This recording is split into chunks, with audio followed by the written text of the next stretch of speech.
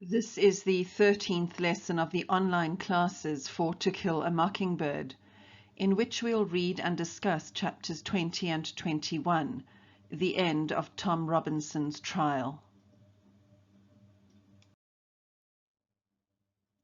These lessons have been made for the grade 10 students of St. Patrick's CBC in Kimberley, South Africa, during the coronavirus lockdown.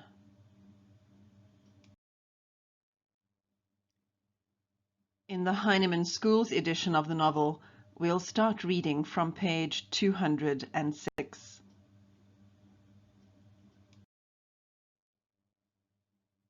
As we read these two chapters, please focus on the lessons taught by Mr. Dolphus Raymond and Atticus's closing argument.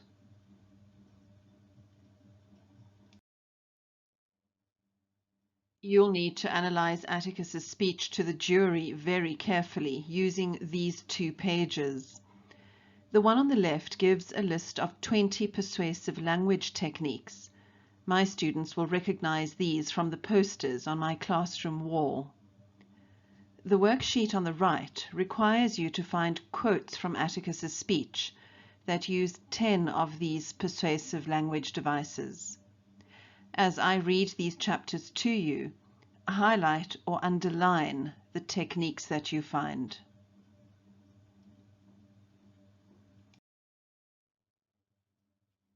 Chapter 20.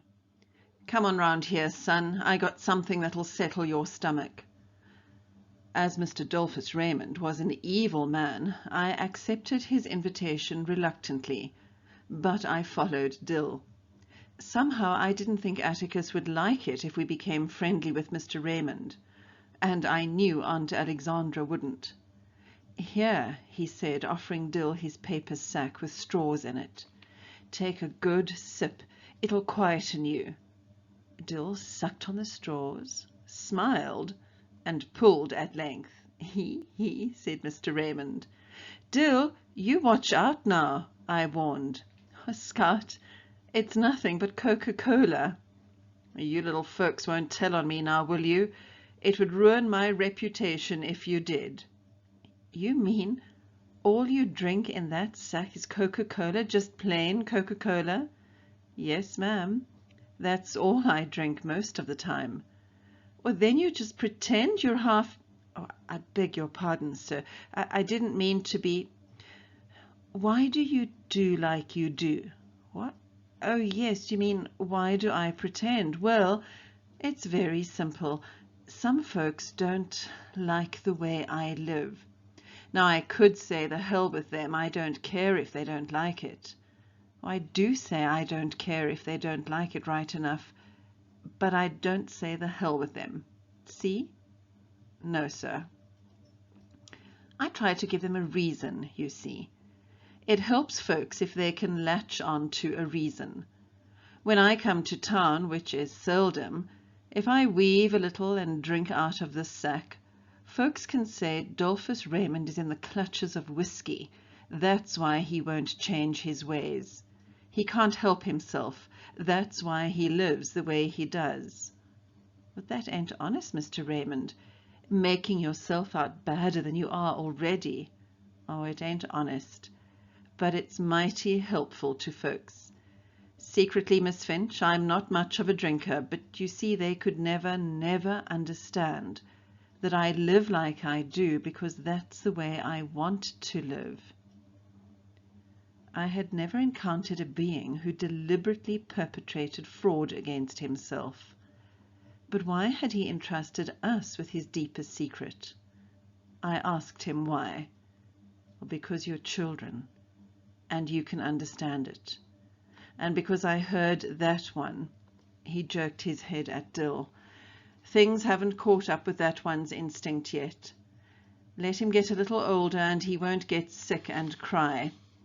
Maybe things will strike him as being not quite right, say, but he won't cry, not when he gets a few years on him.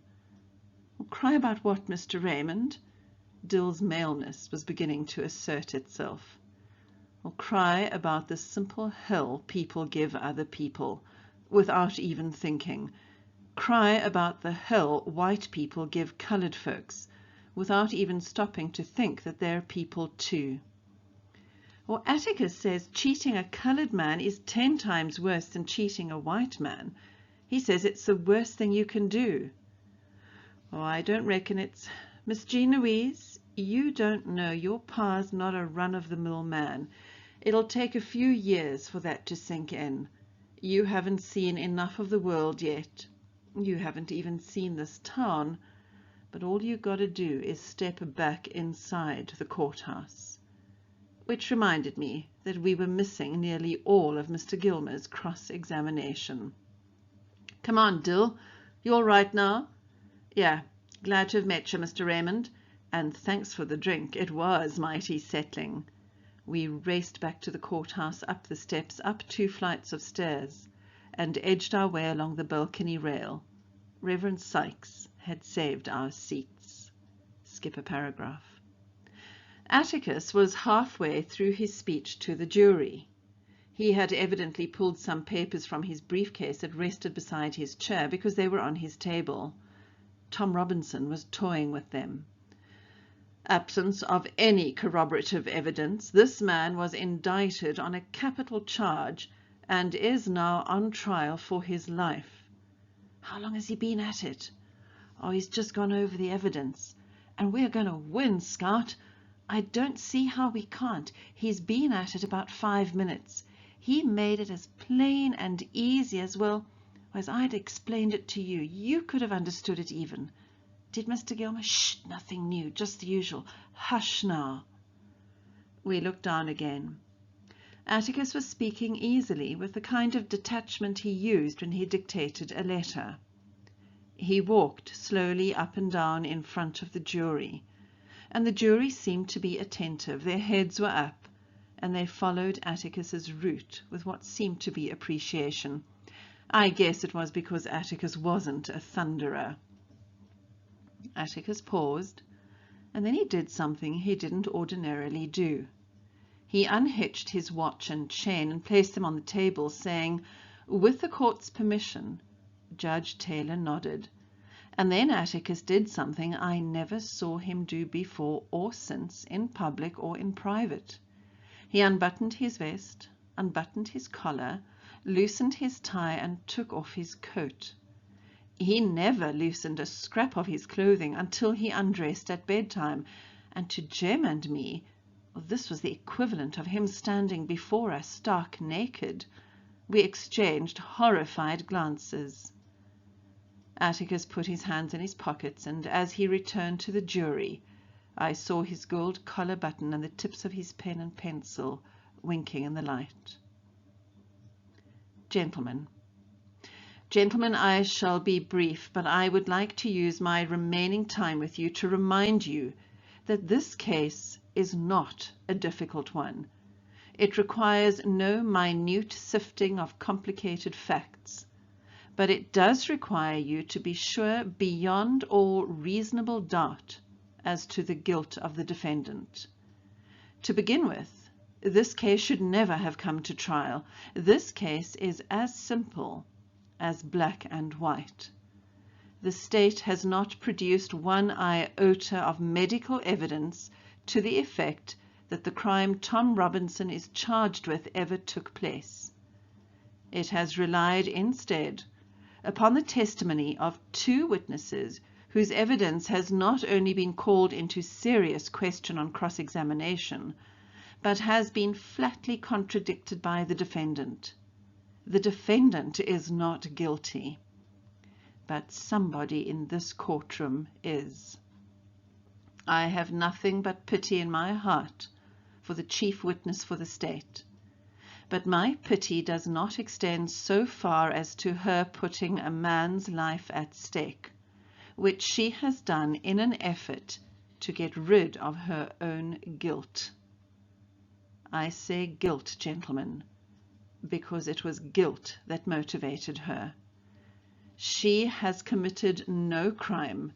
She has merely broken a rigid and time-honored code of our society, a code so severe that whoever breaks it is hounded from our midst as unfit to live with. She is the victim of cruel poverty and ignorance, but I cannot pity her. She is white. She knew full well the enormity of her offence, but because her desires were stronger than the code she was breaking, she persisted in breaking it. She persisted, and her subsequent reaction is something that all of us have known at one time or another. She did something every child has done. She tried to put the evidence of her offence away from her. But in this case, she was no child hiding stolen contraband. She struck out at her victim. Of necessity, she must put him away from her. He must be removed from her presence, from this world. She must destroy the evidence of her offence. What was the evidence of her offence? Tom Robinson, a human being. She must put Tom Robinson away from her. Tom Robinson was her daily reminder of what she did. What did she do? She tempted a black man. She was white, and she tempted a black man. She did something that in our society is unspeakable. She kissed a black man. Not an old uncle, but a strong, young black man. No code mattered to her before she broke it, but it came crashing down on her afterwards. Her father saw it, and the defendant has testified as to his remarks. What did her father do? We don't know, but there is circumstantial evidence to indicate that Mayela Ewell was beaten savagely by someone who led almost exclusively with his left. We do know in part what Mr. Ewell did. He did what any God-fearing, persevering, respectable white man would do under the circumstances. He swore out a warrant, no doubt signing it with his left hand, and Tom Robinson now sits before you, having taken the oath with the only good hand he possesses, his right hand. And so, a quiet, respectable, humble black man who had the unmitigated temerity to feel sorry for a white woman has had to put his word against two white people's. I need not remind you of their appearance and conduct on the stand. You saw them for yourselves. The witnesses for the state, with the exception of the sheriff of Macomb County, have presented themselves to you, gentlemen, to this court in the cynical confidence that their testimony would not be doubted, confident that you, gentlemen, would go along with them on the assumption, the evil assumption, that all black men lie, that all black men are basically immoral beings, that all black men are not to be trusted around our women, an assumption one associates with minds of their caliber. Which, gentlemen, we know is in itself a lie as black as Tom Robinson's skin, a lie I do not have to point out to you. You know the truth. And the truth is this: some black men lie. Some black men are immoral.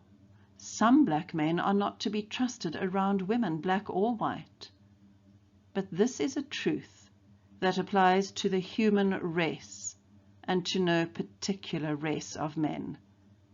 There is not a person in this courtroom who has never told a lie, who has never done an immoral thing. And there is no man living who has never looked upon a woman without desire. One more thing, gentlemen, before I quit. Thomas Jefferson once said that all men are created equal, a phrase that the Yankees and the distaff side of the executive branch in Washington are fond of hurling at us.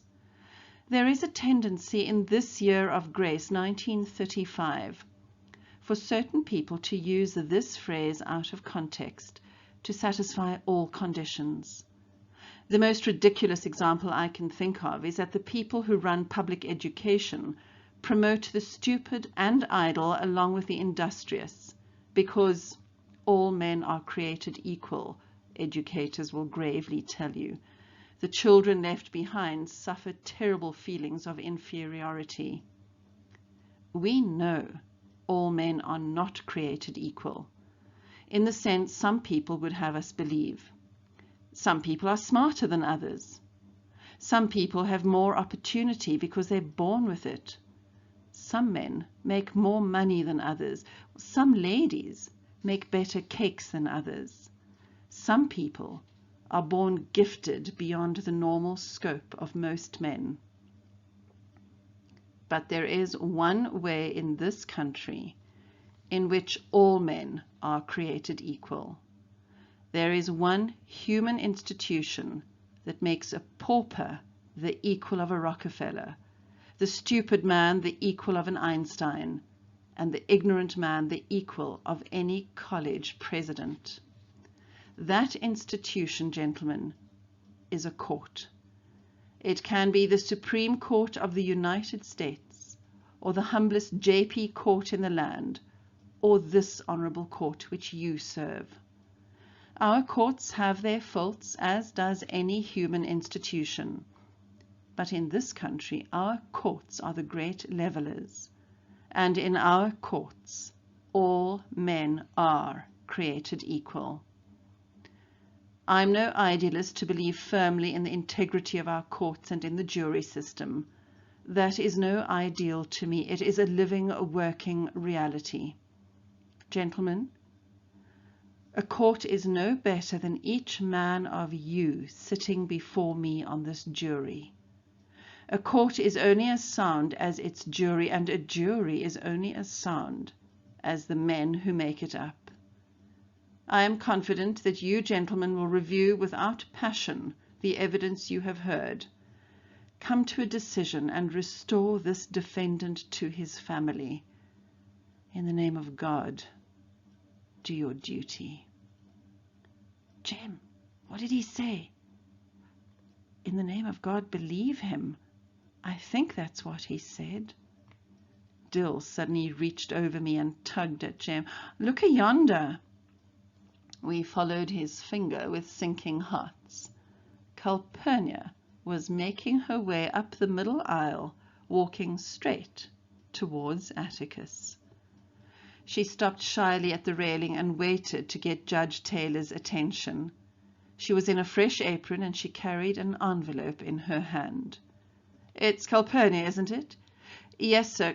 Could I just pass this note to Mr. Finch, please, sir? It hasn't got anything to do with the trial. Judge Taylor nodded, and Atticus took the envelope from Calpurnia. He opened it, read its contents, and said, Judge, this note is from my sister. She says my children are missing, haven't turned up since noon. I know where they are, Atticus. Mr. Underwood spoke up. They're right up yonder in the coloured balcony, been there since precisely 1:18 p.m. Our father turned around and looked up. Jem, come down from there, he called. Atticus and Calpurnia met us downstairs. Calpurnia looked peeved, but Atticus looked exhausted. Jem was jumping in excitement. We've won, haven't we? I've no idea. You've been here all afternoon? Go home with Calpurnia and get your supper, and stay home. Atticus, let us come back. Please let us hear the verdict. Please, sir. The jury might be out and back in a minute. We don't know. Well, you've heard it all, so you might as well hear the rest. Tell you what, you all can come back when you've eaten your supper. Eat slowly now. You won't miss anything important. And if the jury's still out, you can wait with us. But I expect it'll be over before you get back. You think they'll acquit him that fast? Asked Jem. Atticus opened his mouth to answer, but shut it and left us. Calpurnia marched us home. I'll skin every one of you alive. The very idea, you children listening to all that. Mr. Jem, don't you know better than to take your little sister to that trial? Miss Alexandra will absolutely have a stroke of paralysis when she finds out. It ain't fitting for children to hear. Next page, 214, halfway down. Aunt Alexandra met us and nearly fainted when Calpurnia told her where we were. I guess it hurt her when we told her Atticus said we could go back, because she didn't say a word during supper. Next paragraph. Reverend Sykes had saved our places. We were surprised to find that we'd been gone nearly an hour, and were equally surprised to find the courtroom exactly as we had left it, with minor changes. The jury box was empty, the defendant was gone, Judge Taylor had been gone, but he reappeared as we were seating ourselves. "Nobody's moved hardly," said Jem. "Oh, they moved around some when the jury went out. The men folk down there got the women folk their suppers, and they fed their babies." "How long have they been out?" "About 30 minutes. Mr. Finch and Mr. Gilmer did some more talking, and Judge Taylor charged the jury." "Well, how was he?" "What say? Oh, he did right well. I ain't complaining one bit. He was mighty fair-minded. He sort of said, if you believe this, then you'll have to return one verdict. But if you believe this, you'll have to return another one. I thought he was leaning a little to our side." "He's not supposed to lean, Reverend. But don't fret. We've won it. I don't see how any jury could convict on what we heard." "Now, don't you be so confident, Mr. Jem. I ain't ever seen any jury decide in favor of a colored man over a white man." But Jem took exception to Reverend Sykes, and we were subjected to a lengthy review of the evidence with Jem's ideas on the law regarding rape. It wasn't rape if she let you, but she had to be 18, in Alabama that is, and Mayella was 19. Apparently you had to kick and holler. You had to be overpowered and stomped on, preferably not stone cold. If you were under 18, you didn't have to go through all this. "Mr. Jem, this ain't a polite thing for little ladies to hear." "Ah, she doesn't know what we're talking about. Scout, this is too old for you, ain't it?" "It most certainly is not. I know every word you're saying."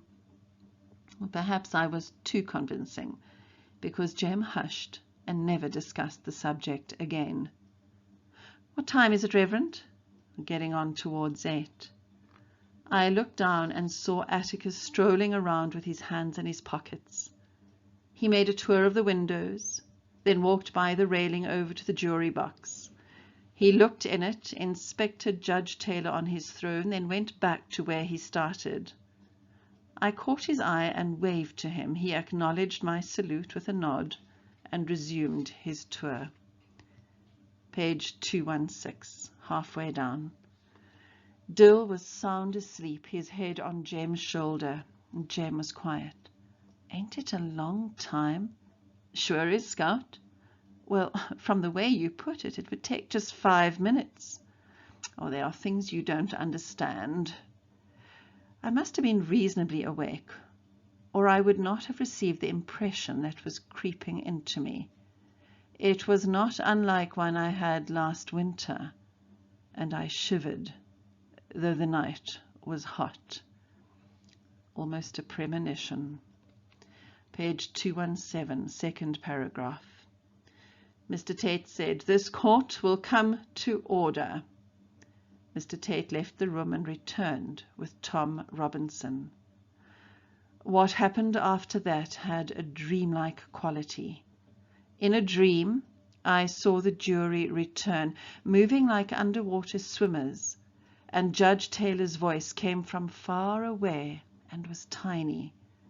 I saw something only a lawyer's child could be expected to see, could be expected to watch for. And it was like watching Atticus walk into the street, raise a rifle to his shoulder and pull the trigger, but watching all the time, knowing that the gun was empty. A jury never looks at a defendant it has convicted. And when this jury came in, not one of them looked at Tom Robinson. The foreman handed a piece of paper to Mr. Tate, who handed it to the clerk, who handed it to the judge. I shut my eyes. Judge Taylor was polling the jury. Guilty, guilty, guilty, guilty. I peeked at Jem. His hands were white from gripping the balcony rail, and his shoulders jerked as if each guilty was a separate stab between them. Judge Taylor was saying something. His gavel was in his fist, but he wasn't using it. Dimly, I saw Atticus pushing papers from the table into his briefcase. He snapped it shut, went to the court reporter and said something, nodded to Mr. Gilmer, and then went to Tom Robinson and whispered something to him. Atticus put his hand on Tom's shoulder as he whispered. Atticus took his coat off the back of his chair and pulled it over his shoulder. Then he left the courtroom, but not by his usual exit. He must have wanted to go home the short way, because he walked quickly down the middle aisle towards the south exit.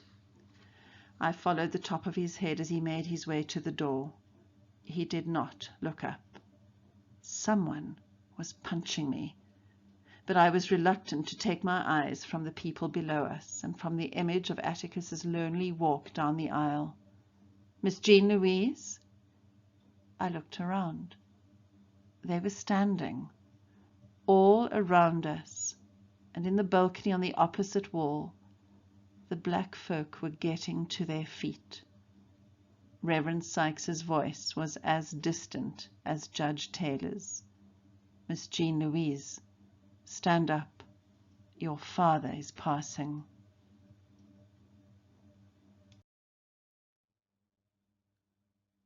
Dolphus Raymond is not a rounded, well-developed character in the novel, but he teaches us how pervasive prejudice and racism is. Instead of confronting the prejudice, however, he removes himself from it.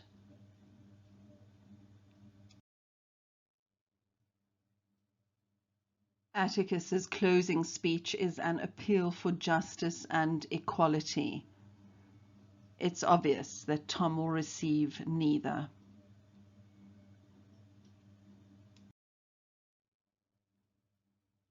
The children's presence at the trial is important. It's one of their first encounters with the injustices of the adult world, and it will certainly shape their worldview afterwards. It's probably the event that they will look back on in future years and say, that's the moment we had to grow up.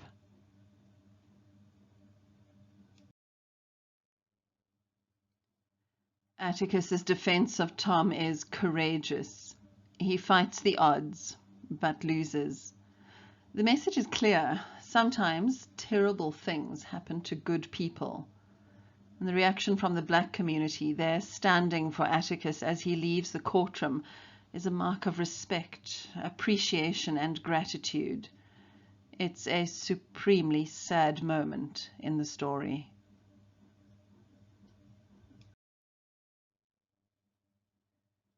As always, you have 6 review questions to ensure that you have a good grasp of these chapters. Answer them in writing in your notebooks.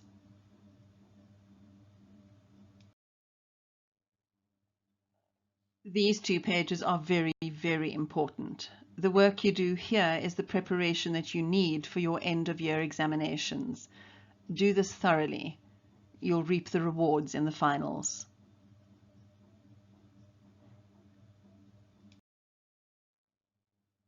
Well, that's it. Tom's trial is over. Join me for the next lesson when we see the aftermath of the trial and the unjust verdict.